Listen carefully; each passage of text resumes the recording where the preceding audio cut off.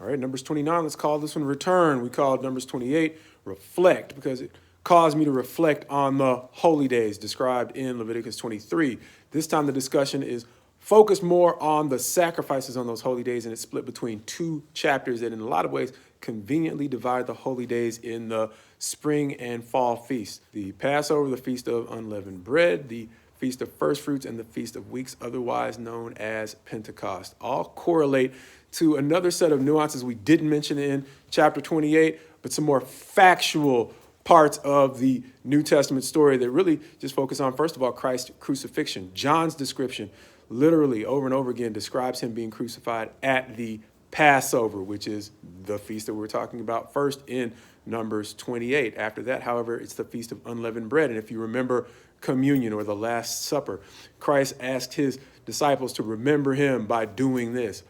breaking a loaf of bread and dividing it among them and passing the cup and sharing it. That loaf of bread wasn't just any loaf of bread. It was typically at that time of year almost assuredly going to be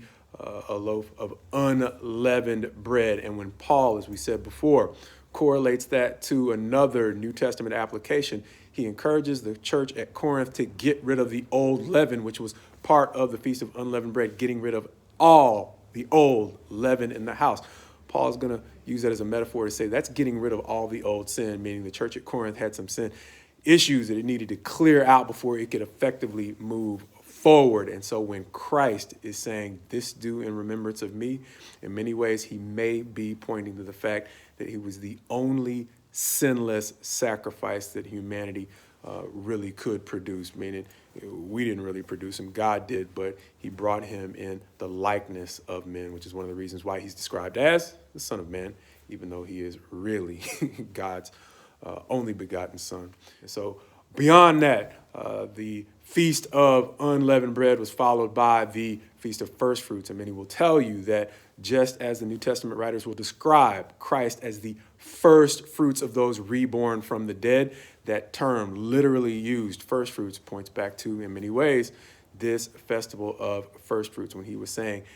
that the Israelites needed to give God their best, it was because the eternal sacrifice that gave us hope of being resurrected from the dead was led by the first fruits, and that was Christ. He was the firstborn from the dead. And even beyond that, we're looking at the Feast of Weeks, otherwise known as Pentecost. And stated in that way, it may remind you of the fact that a very famous sermon in the book of Acts, Peter's sermon on the day of Pentecost, was the one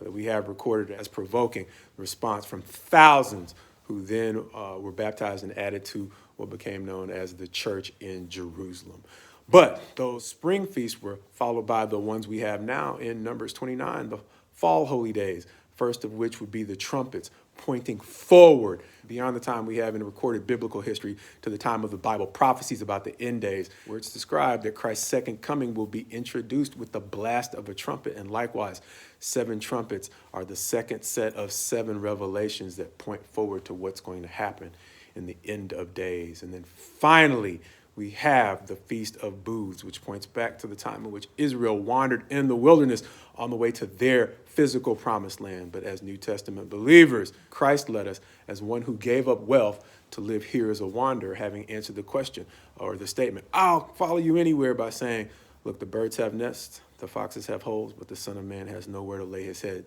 He lived as a sojourner. And so in the Festival of Booths, otherwise known as tents, it tells us not only the mentality that the children of Israel had to have on the way to their promised land, but the attitude that Jesus, who is leading us into reconciliation with God, the attitude that he had during his time here. And likewise,